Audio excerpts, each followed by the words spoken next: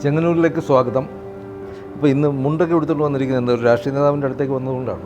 അയ്യോ അതല്ല, മുണ്ട് ഈ പറയുന്ന പോലെ ഞാൻ ഇരിങ്ങാലക്കുടക്കാരനാണല്ലോ.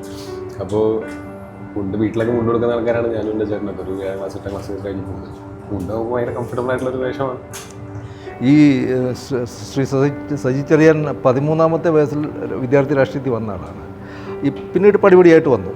അപ്പോൾ ടോവിനോ എന്തെങ്കിലും വിദ്യാർത്ഥി രാഷ്ട്രീയമായിട്ട് ഏതെങ്കിലും തരത്തിൽ ബന്ധമുണ്ടായിരുന്നു? ഞാൻ സ്കൂളിൽ പഠിച്ചിരുന്നപ്പോൾ സ്കൂളുകളിൽ അങ്ങനെ വിദ്യാർത്ഥി രാഷ്ട്രീയം ഉണ്ടായിരുന്നില്ല. പിന്നെ കോളേജിൽ ഞാൻ കോയമ്പത്തൂരാണ് പഠിച്ചത്. അവിടെയും അങ്ങനെ ഒരു സ്കോപ്പ് ഉണ്ടായിരുന്നില്ല. ആദ്യമായി കണ്ട ഒരു പ്രമുഖനായ രാഷ്ട്രീയ നേതാവ് ആരായിരുന്നു? അങ്ങനെ ഏതെങ്കിലും രാഷ്ട്രീയ നേതാക്കളോട് പരിചയം ഉണ്ടായിട്ടുണ്ടോ?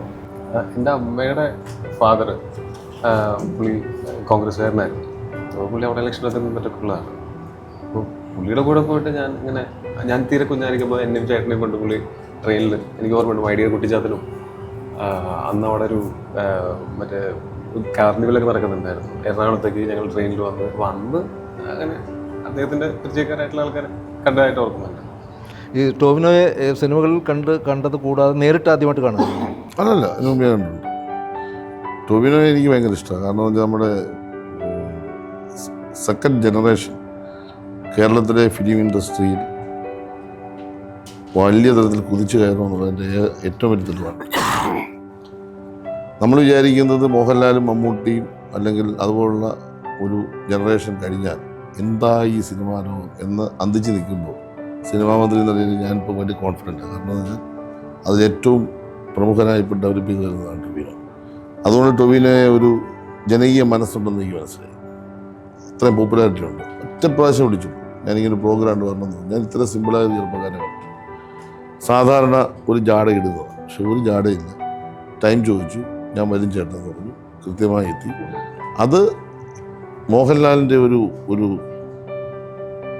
ശരീരഭാഷയും ഹൃദയഭാഷയും ഇദ്ദേഹത്തിനുണ്ടെന്ന് എനിക്ക് സംശയമുണ്ട്. അത് ഞാൻ പറയാൻ കാര്യം എന്ന് വെച്ചാൽ അത് ഇതുപോലെ നമ്മുടെ പരിപാടിയുടെ ഫസ്റ്റ് ഡേ അതേ വരുന്നത്. കാരണം അദ്ദേഹത്തിൻ്റെ ഒരു ദിവസം 1 മണിക്കൂർ എന്ന് പറയുമ്പോൾ വലിയ നഷ്ടം വരും. ടൊവിനോ ഇപ്പോൾ അതുപോലെ തന്നെ ഒരു ദിവസം 1 മണിക്കൂർ, കാരണം അവർ അത്ര ടൈറ്റ് ഷെഡ്യൂളിൽ പോകുന്നത്. പക്ഷേ ജനങ്ങളുടെ ഒരു മാസീവായ പ്രോജക്റ്റ് വരുന്നു. ഇപ്പോൾ കുടുംബശ്രീ പോലെ വലിയ ലക്ഷക്കണക്കിന് ആൾ വരുന്നൊരു ഇതിലേക്ക് ആ സമയം മാറ്റിവെച്ച് ജനങ്ങളുമായി സംവദിക്കാൻ കൂടി തയ്യാറാകുന്ന ഒരു സിനിമാക്കാരൻ, ആ പ്രക്രിയയിൽ വരുന്ന ഒരു ചെറുപ്പക്കാരനാണ്. അതുകൊണ്ട് ഡെഫിനറ്റ്ലി ഞാൻ കോൺഫിഡൻ്റ് ആണ് ഈ ജനറേഷനിൽ വളർന്നു വരാൻ കഴിയുന്നൊരു ഒരു കഥാപാത്രമായിരിക്കും, അല്ലെങ്കിൽ ഒരു ആക്ടറായിരിക്കും.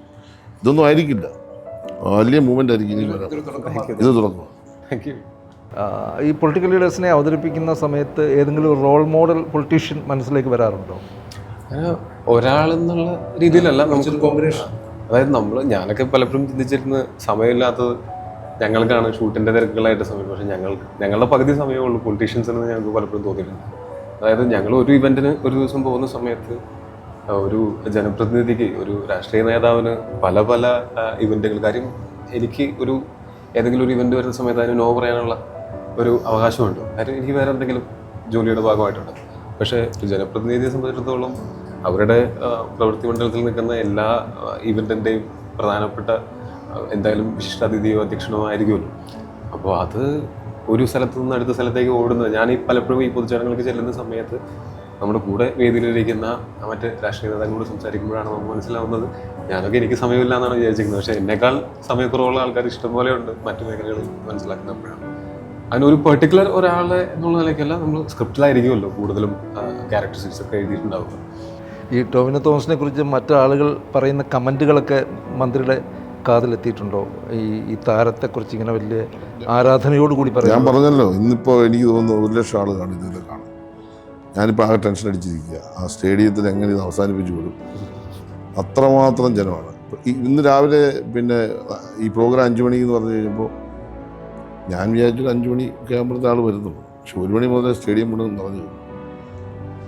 അത് ഇദ്ദേഹത്തെ പറ്റി ഞാൻ കേട്ടത്, ഇദ്ദേഹം അങ്ങനൊരു ബാക്ക്ഗ്രൗണ്ടിൽ നിന്ന് വന്ന ആളല്ല. അങ്ങനൊരു ബാക്ക്ഗ്രൗണ്ടിൽ വന്നതല്ല. കഠിനാധ്വാനം കൊണ്ട് ഈ രംഗത്തേക്ക് വന്നാൽ ഞാൻ മനസ്സിലാകും. അദ്ദേഹത്തെ പറ്റി പഠിച്ചോ മനസ്സിലാക്കും. അപ്പോൾ സ്വാഭാവികമായിട്ടും കഠിനാധ്വാനത്തിലൂടെ സ്വന്തം കഴിവ് തെളിയിച്ചു വന്നവരാണെന്ന് ഞാൻ, അതാണ് ഞാൻ ചുമ്മാ പറഞ്ഞതല്ല. ഭയങ്കരമായിട്ട് പിന്നെ ഈ ഇൻഡസ്ട്രി ഡെവലപ്പ് ചെയ്യാൻ പോകുന്നവരാണ്. അങ്ങനെയുള്ളവർക്ക് നിൽക്കാൻ പറ്റും. ഏതെങ്കിലും ഒരു സഹായം കിട്ടി വളർന്നു വരുന്നവർക്ക് അധികം പിടിച്ചു. ഇതല്ല, ഇത് ഞാൻ മോഹൻലാലിനെ പറ്റി മമ്മൂട്ടിയെ പറ്റിയൊക്കെ ഞാൻ പറയുന്നതിൻ്റെ ഭാഗമാണ്. ആരുടെയും സഹായം ഇല്ല, സ്വന്തം കഴിവുകൊണ്ട് വളർന്നുകൊണ്ട് പിടിച്ചിരിക്കും. അപ്പം ആ നിലയിൽ ഇപ്പോൾ മലയാള സിനിമയിലെ യങ്സ്റ്റേഴ്സ് എന്ന് പറയുന്ന ഒരു വിഭാഗത്തിനിടയിൽ പബ്ലിക് മൊത്തത്തിൽ എല്ലാം നല്ല അഭിപ്രായം പറയുന്നത്. കാരണം അദ്ദേഹത്തിൻ്റെ സിനിമയിലെ ക്യാരക്ടറെല്ലാം വളരെ ഭംഗിയായി ജീവിക്കുന്നു, കഥാപാത്രങ്ങളായിട്ട് അവതരിപ്പിക്കാൻ അദ്ദേഹത്തിന് കഴിയുന്നുള്ള. അത് ചോദിക്കുമ്പോൾ ഞാനൊരു ചോദ്യം ചോദിച്ചോട്ടെ, നമ്മുടെ കുടുംബ ഫാമിലി അത് എന്താ ഇപ്പോഴത്തെ ഒരു അവസ്ഥയൊക്കെ? എൻ്റെ ഫാമിലി ഞങ്ങളൊരു കൂട്ടുകുടുംബമാണ്. അപ്പനമ്മ, ചേട്ടൻ, ഭാര്യ, 2 മക്കള്, ഞാൻ, എൻ്റെ ഭാര്യ, 2 മക്കള്, ഇത്രയും പേര്. വൈഫ് എന്തെങ്കിലും സിനിമ അങ്ങനെ? അല്ല, ഞങ്ങൾ ഒരുമിച്ച് പഠിച്ചതാണ്. ഞങ്ങൾ സ്കൂളിൽ ഒരുമിച്ച് പഠിച്ചു. കുടുംബ നായിക സിനിമയിലല്ല ജീവിതത്തിൽ. മക്കളൊക്കെ? മക്കള് എനിക്ക് 2 പേരാണ്. മൂത്തത് മകള്, അവൾക്ക് 9 വയസ്സ്, ഇസ എന്നാണ് പേര്. മകൻ ടഹാൻ എന്നാണ് പേര്, അവന് 4.5 വയസ്സ്. എൻ്റെ കൊച്ചുമോടെ പേര് ഇസ. അവൾ വന്നിട്ടുണ്ട് നിങ്ങളെ കാണാൻ. മോള് സ്കൂളിൽ പോയിട്ട് വന്ന് ഈ ടോവിനോയെക്കുറിച്ച് മറ്റു കുട്ടികൾ പറയുന്ന കമൻറ്റുകളൊക്കെ ശ്രദ്ധയിൽപ്പെടുത്താറുണ്ടോ? അതെന്താണെന്ന് വെച്ചാൽ ഞാനിടയ്ക്ക് സ്കൂളിലൊക്കെ പോകുന്നതാണല്ലോ. പോകുമ്പോൾ നമ്മൾ ഈ അവളെ കാണാൻ വേണ്ടിയിട്ടല്ല, എൻ്റെ സുഹൃത്തുക്കൾ അവിടെ മാഷന്മാരായിട്ടുണ്ട്. ഞാൻ പഠിച്ച അതേ സ്കൂളിൽ തന്നെയാണ് എൻ്റെ മക്കളും പഠിക്കുന്നത്. അപ്പോൾ ഞാൻ അവിടെ അങ്ങനെ ഒരു എന്താ പറയുക, അതിഥിയായിട്ട് ചെല്ലുന്ന പോലത്തെ ഒരാളല്ല. എനിക്ക് അങ്ങനെ എന്തെങ്കിലും അവൾക്കാണെങ്കിലും ഈ പറഞ്ഞ പോലെ ഞാൻ എപ്പോഴും പറയുന്ന കാര്യമാണ്, നീ എന്തെങ്കിലും ആവുകയാണെങ്കിൽ എൻ്റെ പേര് ഉപയോഗിക്കുകയേ ചെയ്യരുത് എന്ന് ഞാൻ പറയുന്നതാണ്. കാര്യം അങ്ങനെ വന്നു കഴിഞ്ഞാൽ അവരുടെ ഇൻഡിവിജ്വാലിറ്റിനെ അത് ബാധിക്കും എന്നുള്ള കാര്യമാണ്. അപ്പോൾ ഞാൻ അവിടുത്തെ അവളുടെ ക്ലാസ്സിലെ കുട്ടികൾക്കാണെങ്കിലും മോൻ്റെ ക്ലാസ്സിലെ കുട്ടികൾക്കാണെങ്കിലും പരിചിതമായിട്ടുള്ള ഒരു മുഖമാണ്. ചിലപ്പോൾ മക്കൾക്കൊരിക്കലും ഞാനൊരു സിനിമാ നടനാണെന്നോ, ഇപ്പം ഞാൻ സിനിമയിൽ വന്നതിന് ശേഷമാണ് ഇവർ ഉണ്ടായിട്ടുള്ളത്. അതുകൊണ്ട് സിനിമാ നടനല്ലാത്ത തന്നെ ഇവർക്ക് അറിയില്ല.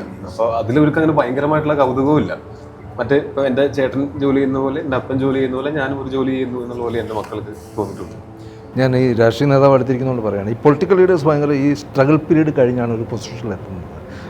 സജി ചെറിയനെ സംബന്ധിച്ചിടത്തോളം അദ്ദേഹവും വളരെ തിരിച്ചടികൾക്കും ഒറ്റപ്പെടുത്തലുകൾക്കും ശേഷമാണ് ഈ പൊസിഷനിലേക്ക് സക്സസ് എന്ന് പറയാവുന്ന ലെവലിലേക്ക് വന്നത്. ഇപ്പോൾ ടോവിനോയുടെ ലൈഫ് നോക്കുമ്പോഴും ആ ഒരു സ്ട്രഗിൾ പീരീഡ് വളരെ കൂടുതലുണ്ടായിരുന്നു എന്നാണ് ഞാൻ കേട്ടിട്ടുള്ളത്. തീർച്ചയായിട്ടും അതൊരു സിമിലാരിറ്റി ആയിട്ട് തോന്നുന്നില്ലേ? സ്ട്രഗിളുകൾ തീർച്ചയായിട്ടും ഉണ്ടാവുമല്ലോ. അതായത് ആ സ്ട്രഗിളുകൾ ഉണ്ടാവുകയും അങ്ങനെ സംഭവബഹുലമാവുകയും ചെയ്യുമ്പോഴാണല്ലോ നമ്മൾ സക്സസ്ഫുൾ ആയതിനു ശേഷം നമ്മൾ പറയുന്ന കഥയ്ക്ക് ഒരു കാമ്പുണ്ടാവുന്നത്. അത് തീർച്ചയായിട്ടും ആ സ്ട്രഗിളുകൾ ഒരിക്കലും അവസാനിക്കുന്നില്ലല്ലോ. ഇപ്പോൾ രാഷ്ട്രീയത്തിലാണെങ്കിലും സിനിമയിലാണെങ്കിലും മറ്റേത് മേഖലയിലാണെങ്കിലും ഒരു കോൺസ്റ്റന്റ് സ്ട്രഗിൾ ഉണ്ട്. സക്സസ്ഫുൾ ആയതിനു ശേഷവും ആ സക്സസ് നിലനിർത്താൻ. അതേപോലെ നമ്മുടെ ഒരു കാര്യം മനസ്സിലാക്കുന്നത്, ശരിയെന്ന് തോന്നുന്ന കാര്യത്തിന് വേണ്ടി ഒരു ശക്തമായ നിലപാടെടുക്കുന്ന ഒരു ജീവിതത്തിൽ വിജയിക്കും. ടോവിനോയുടെ ഒരു ലൈൻ അതാണെന്ന് എനിക്ക് തോന്നുന്നു. ഈ മുഖം കാണുമ്പോൾ മനസ്സിലാവും ഇന്നത് ശരിയാണ്. അപ്പോൾ അങ്ങനെ അദ്ദേഹം പറഞ്ഞ വലിയ ബാക്ക്ഗ്രൗണ്ട്, ഇങ്ങനെ ഒരു സിനിമ ബാക്ക്ഗ്രൗണ്ട് ഇല്ലാത്ത ഒരാൾ, ഇങ്ങനെ കലാപരമായ വലിയൊരു ബാക്ക്ഗ്രൗണ്ട് ഇല്ലാത്ത ആൾ സ്വന്തം കഠിനാധ്വാനം കൊണ്ടും വേർപ്പൊഴുക്കി സ്ട്രഗിൾ ചെയ്ത് വളർന്നു വരിക. രാഷ്ട്രീയത്തിലും അങ്ങനെ തന്നെയാണ്. ഏത് മേഖല നമ്മൾ ബന്ധിച്ചാലും ഒരു പൊസിഷൻ എത്തണമെങ്കിൽ കഠിനാധ്വാനം, താൻ ചെയ്യുന്ന ഭാഗം 100% ശരിയായി ചെയ്യുക.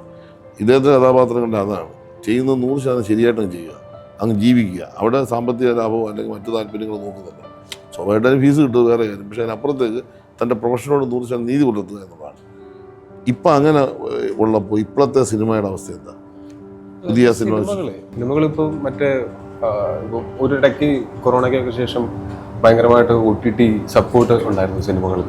ഇപ്പോൾ തിയേറ്ററിൽ ഇറങ്ങി ഓടി പൈസ ഉണ്ടാക്കുന്ന സിനിമകൾ മാത്രമാണ് അങ്ങനെ നമുക്ക് ആ ഒരു കോൺഫിഡൻസിൽ ഇരിക്കാൻ പറ്റുന്നുള്ളൂ. അപ്പോൾ അങ്ങനെയുള്ള സിനിമകളുടെ ഭാഗമാവുക എന്നുള്ളതാണ് തീർച്ചയായിട്ടും ശ്രമം. നമ്മൾ OTTയോ മറ്റു ബിസിനസ്സുകളോ നോക്കാതെ. അപ്പോൾ അങ്ങനെ വരുന്ന സമയത്ത് പലപ്പോഴും നമ്മൾ മറ്റു സിനിമകൾക്ക് ലഭിക്കുന്ന അത്രയ്ക്കും, അതിപ്പോൾ ഞാൻ ഇടയ്ക്ക് കുറച്ച് ഓഫ് ബീറ്റ് ആയിട്ടുള്ള സിനിമകളും കൂടെ ചെയ്യാറുണ്ട്. എനിക്ക് അങ്ങനെ ചെയ്യുന്ന സമയത്ത് നമ്മൾ മറ്റു സിനിമകളിൽ മേടിക്കുന്ന ശമ്പളം മേടിക്കാൻ പറ്റില്ല. ഒരു സിനിമയ്ക്കും ഒരു ബഡ്ജറ്റ് ഉണ്ട്. സിനിമയല്ല പലപ്പോഴും ഫെയിലിയർ ആവുന്നത് അതിൻ്റെ ബഡ്ജറ്റാണ് എന്ന് പറയും. സിനിമ എത്ര നന്നായാലും അതിന് മുടക്കുമുതലിനേക്കാൾ അധികം പണം തിരിച്ചു പിടിക്കാൻ പറ്റിയില്ല എന്നുണ്ടെങ്കിൽ അതൊരു പരാജയമാണല്ലോ. കാരണം മണി ഇൻവോൾവ് ആയത് കാരണമാണ്. ഞാൻ ഇടയ്ക്കൊക്കെ ഇതൊരു ആർട്ട് ഫോം ആണെന്നുള്ള നിലയ്ക്ക് അതിൽ എൻ്റർടൈൻമെൻറ്റ് ഉണ്ടാവണം തീർച്ചയായിട്ടും. പക്ഷേ ആസ് ആൻ ആർട്ടിസ്റ്റ് ഒരു ആർട്ട് ഫോമിൻ്റെ ഭാഗമാകുന്ന സമയത്ത് നമുക്ക് ചില സമയത്ത് പൈസയുടെ കാര്യത്തിനേക്കാൾ നമ്മൾ ചെയ്യുന്ന സിനിമകൾക്ക് ഇമ്പോർട്ടൻസ് കൊടുക്കേണ്ടി വരും. പക്ഷേ അതുകൊണ്ട് ഇന്നുവരെ അങ്ങനെ കോംപ്രമൈസ് ചെയ്ത സിനിമകൾ ചെയ്തിട്ടും, സാമ്പത്തികമായിട്ട് കോംപ്രമൈസ് ചെയ്ത സിനിമ ചെയ്തിട്ടും ഇതുവരെ അങ്ങനെ ഒരു സാമ്പത്തിക ബുദ്ധിമുട്ടുണ്ടായിട്ടില്ല. അപ്പോൾ എനിക്ക് തോന്നുന്നു അത് ഏതോ രീതിയിൽ ഞാൻ ചെയ്യുന്ന കാര്യം ശരിയാണ് എന്നുള്ളത് കൊണ്ടായിരിക്കാം. തീർച്ചയായും അത് എന്താ പറയുക, എന്നെ അത് ബാധിക്കാതെ എനിക്ക് ഇഷ്ടപ്പെട്ട സിനിമകൾ ചെയ്ത് മുന്നോട്ട് പോകാൻ പറ്റുന്നു. മന്ത്രി പറഞ്ഞു നമുക്ക് ശരിയെന്ന് തോന്നുന്നത് ആത്മാർത്ഥമായിട്ട് ചെയ്താൽ സക്സസ് ഉണ്ടാകും. തീർച്ചയായിട്ടും. സ്വന്തം ജീവിതാനുഭവത്തിൽ നിന്ന് ടോവിനോ തോമസ് പഠിച്ച പാഠം ഇപ്പോഴും പഠിച്ചുകൊണ്ടിരിക്കുകയാണ്. പക്ഷേ ഞാൻ നേരത്തെ പറഞ്ഞതുപോലെ നമ്മൾ ഇതൊരു കോൺസ്റ്റൻറ്റ് സ്ട്രഗിളാണ്. ആ സ്ട്രഗിളിൽ നമുക്ക് ശരിയും തെറ്റും പോലും ആപേക്ഷികമാണ്. അപ്പോൾ നമുക്ക് ശരിയെന്ന് തോന്നുന്നതുമായിട്ട് അതുമായി മുന്നോട്ട് പോവുക എന്നുള്ളത് തന്നെയാണ് ഞാൻ പഠിച്ചിട്ടൊരു പാഠം. എല്ലാവരെയും പ്രീതിപ്പെടുത്തിക്കൊണ്ട് നമുക്കൊരു കാര്യം ചെയ്യാൻ ചിലപ്പോൾ പറ്റിയെന്ന് വരില്ല. നമ്മൾ മനസാക്ഷിക്ക് ശരിയെന്ന് തോന്നുന്നത് ചെയ്യുക എന്നുള്ളതാണ്. എല്ലാവരും അങ്ങനെ തന്നെ ചെയ്തു കഴിഞ്ഞാൽ ഇതൊരു മനോഹരമായിട്ടുള്ള സ്ഥലമായിരിക്കും ഈ ലോകം ജീവിക്കാൻ. അങ്ങനെ തന്നെയാണോ? തീർച്ചയായിട്ടും ഞാൻ പറഞ്ഞില്ല, എൻ്റെ കാഴ്ചപ്പാട് തന്നെ അദ്ദേഹം പറഞ്ഞത്. നമുക്ക് ശരിയും തോന്നുന്നത് ചെയ്യണം. ഞാൻ അങ്ങനെ ചെയ്യുന്നതാണ്. അതുകൊണ്ടാണ് എനിക്ക് വല്ലതും ചെയ്യാൻ പറ്റുന്നത്. പിണറായി വിജയൻ അങ്ങനെ ചെയ്യുന്നതാണ്. അതുകൊണ്ടാണ് കേരളത്തിൽ ഒരുപാട് കാര്യങ്ങൾ ചെയ്യാൻ പറ്റും. അങ്ങനെ ചെയ്യുന്ന ആളുകൾ, ഉമ്മൻചാണ്ടി സാർ അങ്ങനെ ചെയ്യുന്ന ആളുകൾ, ചില ആളുകൾ അങ്ങനെ ചെയ്യും. അങ്ങനെ ചെയ്യുന്നെങ്കിൽ മാത്രമേ നമുക്ക് നമ്മൾ ഉദ്ദേശിക്കുന്നത് നടക്കത്തുള്ളൂ. അവിടെ പ്രയാസമുണ്ട്, പ്രതിസന്ധി ഉണ്ടോ എന്ന് കിട്ടുക. അതൊരു സ്ട്രഗിളാണ്. അതിജീവിക്കുക. അതിജീവിച്ച് വരുമ്പോൾ റിസൾട്ട് ഭയങ്കരമായിരിക്കും. ഒരു ചോദ്യം കൂടെ ചോദിച്ച് നമുക്ക് എൻ്റെ വൈൻഡപ്പ് ചെയ്യുന്നതായിരിക്കും. അവസാനത്തെ ചോദ്യമായിട്ട് ഞാൻ പറയാം. താങ്കൾ ഭാവിയിൽ ഒരു സിനിമ സംവിധാനം ചെയ്യുകയാണെന്ന് സങ്കല്പിക്കുക. ടോവിനോ തോമസിന് എന്ത് റോൾ? ഞാനങ്ങനെ സങ്കല്പിക്കുകയൊന്നും വേണ്ട. ഞാൻ ചിലപ്പോൾ സിനിമ എടുക്കാൻ ആലോചിക്കുന്നുണ്ട്. ടോവിനോ തോമസ് അതിനകത്ത് നായകൻ തന്നെയായിരിക്കും, ഒരു സംശയം വേണ്ട. കാരണം ഈ അടുത്ത ജനറേഷൻ നമ്മൾ പ്രൊമോട്ട് ചെയ്യണം. ടോവിനോ തോമസിനെ പോലുള്ളവരെ പ്രൊമോട്ട് ചെയ്യണം. ഞാനൊരു സിനിമ എടുക്കുന്നതിനെ പറ്റി ഞാൻ നിങ്ങൾ തമാശ ചോദിച്ചാൽ ഞാൻ സീരിയസ് ആയി പറയുന്നത്. ഞാൻ ആലോചിക്കുന്നുണ്ട്. തീർച്ചയായിട്ടും ഞാൻ അതിനൊരു ചെറിയ രൂപഭാവം കൊടുക്കുന്നുണ്ട്. അപ്പോൾ അത് എൻ്റെ ചില സുഹൃത്തുക്കളുമായിട്ടൊക്കെ ചില സംസാരം നടന്നു. അല്ല, അതെന്താന്ന് ചോദിച്ചാൽ അതെന്താ ഞാനങ്ങനെ ചെയ്യണമെന്ന് ആഗ്രഹിച്ച് സിനിമാ മന്ത്രി ആയപ്പോൾ സിനിമാ രംഗത്തെ പ്രശ്നങ്ങളെ ബന്ധപ്പെട്ടിട്ട് സിനിമ എടുക്കണമെന്ന് ആഗ്രഹമുണ്ട്. കാരണം എനിക്ക് ഒരുപാട് എക്സ്പീരിയൻസ്. ഇപ്പം നിങ്ങൾ ടോവിനോ പറയുന്ന OTT പ്ലാറ്റ്ഫോം, എനിക്ക് ആ സിനിമയിലൂടെ പറയാൻ കഴിയുന്ന ഒത്തിരി വിഷയമുണ്ട്. യഥാർത്ഥത്തിൽ നിങ്ങളുടെ കാഴ്ചപ്പാടാണ് ഏറ്റവും വലിയ കാഴ്ചപ്പാട്. പക്ഷെ അതല്ല എന്നത് ഈ സാമ്പത്തിക മാത്രം ആഗ്രഹിക്കുമ്പോൾ അതല്ലാതൊരു ഒരുപാട് ആശയങ്ങൾ വരുന്നു. ആഗ്രഹിക്കാൻ ഭാവി ശരിക്കും അതല്ല. മറ്റു കാര്യം കൂടെ എന്ന് വെച്ചാൽ നമ്മൾ ഇപ്പോൾ ഇൻ്റർനാഷണൽ ഫിലിം ഫെസ്റ്റിവലിൽ പോകുന്ന സിനിമകളും നമ്മളിവിടെ തിയേറ്ററിൽ നമ്മൾ കാണുന്ന സിനിമകളും തമ്മിൽ ചെറിയൊരു വ്യത്യാസമുണ്ട്. അതായത് ഒന്നിൽ കുറച്ച് കൂടുതൽ മണി ഇൻവോൾവ് ആയതുകൊണ്ട് തന്നെ അത് തിരിച്ചു പിടിക്കുക എന്നുള്ള ഒരു കാരണം അത് തിയേറ്ററിൽ നിന്ന് തന്നെ തിരിച്ചു കിട്ടണം. അപ്പോൾ എൻ്റർടൈൻമെൻറ്റ് ഫാക്ടർ കുറച്ചും കൂടെ ഒന്ന് ആർട്ടിസ്റ്റിക്കലി കൂടുതൽ നമ്മൾ കോൺസെൻട്രേറ്റ് ചെയ്യുന്ന പോലത്തെ സിനിമകളാകുമ്പോൾ അത് കേരളത്തിന് പുറത്തും ഇന്ത്യക്ക് പുറത്തും ഞാൻ ചെയ്ത ഡോക്ടർ ബിജു സാറിൻ്റെ കൂടെ ഞാൻ ചെയ്തൊരു ആ പടം നമുക്ക് വിദേശത്ത് ടാലൻറ്റ് ഇൻ്റർനാഷണൽ ഫെസ്റ്റിവലിൽ സ്ക്രീൻ ചെയ്യാൻ സാധിക്കുകയും അതുപോലെ അതിനുശേഷം നമുക്ക് വേറെ പോർട്ടോ ഇൻ്റർനാഷണൽ ഫെസ്റ്റിവലിൽ കൊണ്ടുവരാനൊക്കെ സാധിക്കും. അത് ആ സിനിമയ്ക്ക് അത് സംഭവിച്ചു. പക്ഷെ അത് സംഭവിക്കാത്ത സിനിമകളും ആ ശ്രേണിയിലുള്ള സിനിമകളും ഉണ്ടാവും. നല്ല കലാമൂല്യമുള്ള ഭയങ്കര ആർട്ടിസ്റ്റിക് ആയിട്ട് അപ്രിഷ്യേറ്റ് ചെയ്യപ്പെടുന്ന സിനിമകൾ ഇപ്പോഴത്തെ കാലത്ത് പ്രത്യേകിച്ച് OTT-യിലും ഒക്കെ വരാനായിട്ട് ബുദ്ധിമുട്ടാണ്. നമ്മുടെ സർക്കാരിന് അങ്ങനെ ഏതെങ്കിലും രീതിയിൽ സ്വന്തമായി ഒരു OTT പ്ലാറ്റ്ഫോം ഉണ്ടല്ലോ. ഞാൻ വന്നതിന് തുടങ്ങിയല്ലോ. SFDCക്ക് OTT പ്ലാറ്റ്ഫോം ഉണ്ട്. ആ OTT പ്ലാറ്റ്ഫോം വന്നതിന് ശേഷം ഒരുപാട് ഇമ്പ്രൂവ്മെൻ്റ് ഉണ്ട്. ഈ തിയേറ്ററിൽ പ്രദർശിപ്പിക്കാൻ കഴിയാത്ത ബുദ്ധിമുട്ടുള്ള ഒരുപാട് കലാകാരന്മാരെ സിനിമകളെ നമ്മൾ പ്രൊമോട്ട് ചെയ്യുന്നുണ്ട്. ഇപ്പം നമ്മുടെ സിനിമാ തിയേറ്ററുകളുടെ സ്ക്രീനുകളുടെ എണ്ണത്തിൽ വർധന വന്നു കഴിഞ്ഞു. നമ്മുടെ ഷൂട്ടിംഗ് സെൻറ്റേഴ്സ് അതിൻ്റെ കുറച്ച് പണി ഇപ്പം നമ്മൾ ചിത്രാഞ്ജലിയുടെ ഡെവലപ്മെന്റ് നടന്നുകൊണ്ടിരിക്കുന്നു. സിനിമകൾ OTT-യിൽ വന്നാലുള്ള ഗുണമെന്ന് വെച്ചാൽ നമ്മളിവിടെ കാണുന്നതാണ് ലോകത്ത് പലയിടത്തും കാണാൻ സാധിക്കാത്ത ഒന്നാണ്. നമ്മുടെ IFFK പോലെ വളരെ ഇപ്രാവശ്യം IFFK ഭയങ്കര വിജയമായിരുന്നു. ഞാൻ പറഞ്ഞ അതിന് വരാൻ സാധിക്കാത്തവർക്കും അതിൽ വരുന്ന സിനിമകൾ പോലുള്ള നമ്മുടെ നാട്ടിലുള്ള സിനിമകൾ കാണാൻ അല്ല അത്രയും പണം കൊടുക്കുന്നുണ്ട്. ഇപ്പോൾ നമ്മുടെ OTT പ്ലാറ്റ്ഫോം ഉണ്ട്. അത് അപ്പോൾ ആ OTT പ്ലാറ്റ്ഫോം കൂടുതൽ പ്രചരിപ്പിക്കണമെങ്കിൽ മുഖ്യമന്ത്രിയാണ് അത് ഉദ്ഘാടനം ചെയ്തത്. മുഖ്യമന്ത്രിയാണ് ഉദ്ഘാടനം ചെയ്തത്. അല്ല, ടോവിനോ അതിൻ്റെ ഒരു പോപ്പുലാരിറ്റിക്ക് വേണ്ടി ടോവിനോയുടെ സേവനം ഉപയോഗപ്പെടുത്താം. 100% നമുക്കത് ഏറ്റവും വേഗം അത് പ്രൊമോഷൻ അതിൻ്റെ ടോവിനോയുടെ പിന്തുണ ഉണ്ടെങ്കിൽ നമ്മൾ പ്ലാനിങ് ഉണ്ട്. കമ്മ്യൂണിക്കേറ്റ് ചെയ്യാവുന്നതാണ്.